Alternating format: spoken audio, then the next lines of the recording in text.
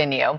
Joining me now, I have Republican Congresswoman Cammack of Florida. She is also the chair of the Republican Women's Caucus. Congresswoman, it's been a while. Always good to have you. Great to be back, and thanks for having me. Of course. So what is the main takeaway on Capitol Hill as lawmakers head back for the first time since this China summit last week? And what are you seeing as the big wins and missed opportunities there?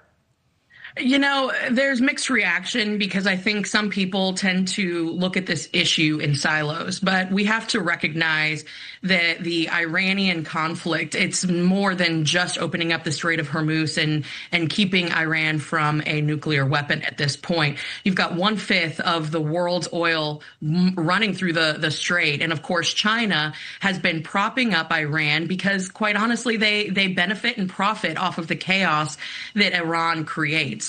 And so they have a vested interest in not only keeping Iran propped up, but they're using the strait and really off of the work and the backs of the Americans to keep that strait open and to get it back open. Yeah. So there's some long-term strategic elements that need to be discussed.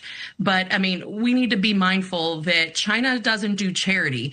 It comes with a long-term cost. And so we're all a little bit cautious as we approach this. Yeah, they want some things in return, that's for sure. We also just saw that mayor of a California city outed as a Chinese agent, pushing anti-American propaganda. Just given China's history of espionage and influence operations here, can we trust anything, any sort of deal that the president makes with Xi? You know, I trust the president. I'll start there. He is, in fact, the deal maker in chief. He has his entire career. His life is built on being a top-notch deal maker. But I also know that so many of us here on Capitol Hill are of the trust and verify and then verify and verify again. Because as I said, China, they're not honest brokers here.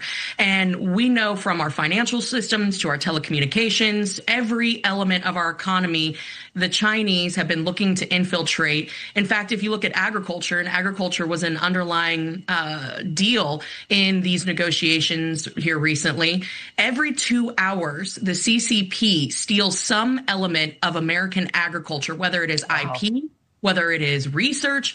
It is incredible the amount of espionage and subterfuge that they are engaging in. And so we have to really, really verify, but we recognize that we have to do some sort of deal because we are two massive economies, and really the global economy depends on us getting to some resolution. Yeah. I have a million other questions for you about this trip, but I do want to pivot to something that you're passionate about, your new push to crack down on sexual misconduct in Congress. And it comes after the recent firestorm of sexual allegations against Eric Swalwell, Tony Gonzalez. Tell us more just about the working group that you're putting together and how it'll protect women in Congress.